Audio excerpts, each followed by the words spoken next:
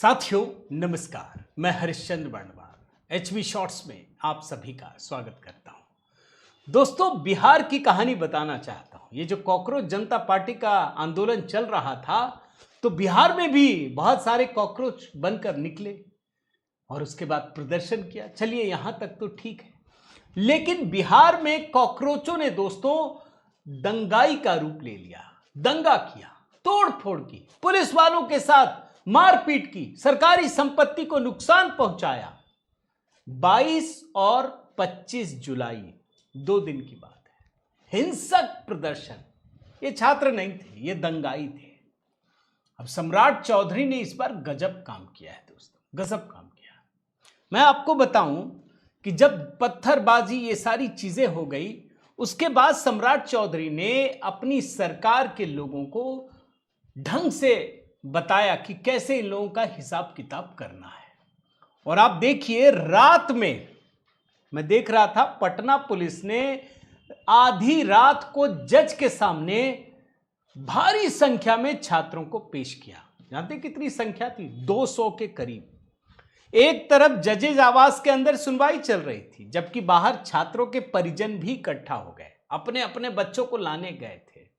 भाई, जब हिंसा कर रहे थे तब नहीं रोका, हिंसा करने के बाद जब पुलिस ने पकड़ा तब वो पहुंचे। लेकिन सुनवाई के बाद इन छात्रों को जजेज ने घर नहीं भेजा, सीधे बेऊर जेल भेज दिया। आधी रात को जजेज आवास में जो सुनवाई हुई, वकीलों ने बताया कि जज साहब ने छात्रों को बेल देने से इनकार कर दिया है। धारा 109 लगी है, इसलिए बेल नहीं दिया जा सकता है। और बाकायदा दोस्तों, न्यायाधीश के सामने आधी रात को 87 छात्रों को प्रोड्यूस किया गया था। 2 वकीलों को भी हथकड़ी के साथ पेश किया गया। सबको पुलिसकर्मी ने शो कॉज नोटिस दिया, भेजा गया। और जो जानकारी मिली दोस्तों, जरा सुनिए। सभी छात्रों के खिलाफ बीएनएस की धारा 109 और 121 के खिलाफ मामला दर्ज किया गया है। 109 में हत्या का प्रयास से संबंधित है, जबकि धारा 121 किसी लोक सेवक को उसके कर्तव्य का पालन करने से रोकने या डराने के लिए किया जाता है।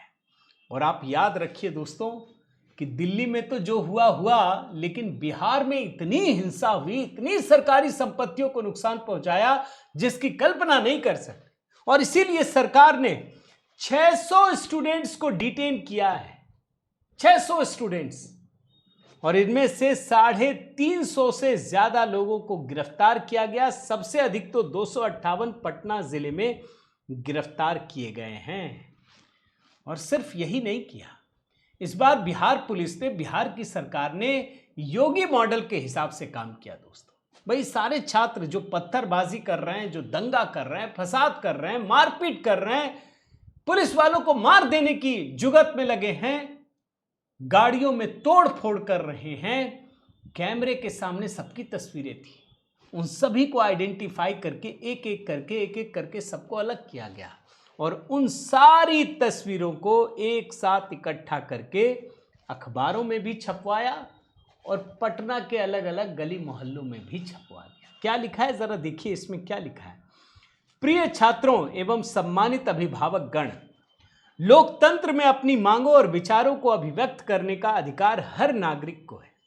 छात्र हमारे देश के भविष्य हैं और उनकी ऊर्जा ही राष्ट्र निर्माण की शक्ति है।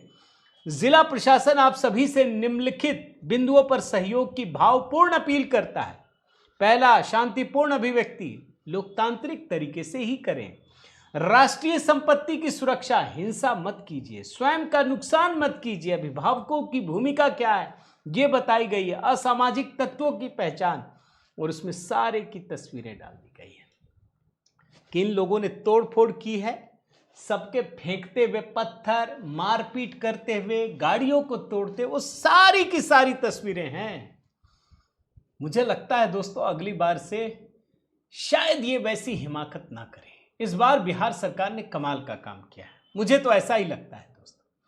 अब आपकी क्या राय है, जरूर बताइए। मुझे लगता है कि इस बार बिहार सरकार ने बहुत अच्छा काम किया है। सम्राट चौधरी की सरकार ने, बिहार की पुलिस ने कुछ सीखा है।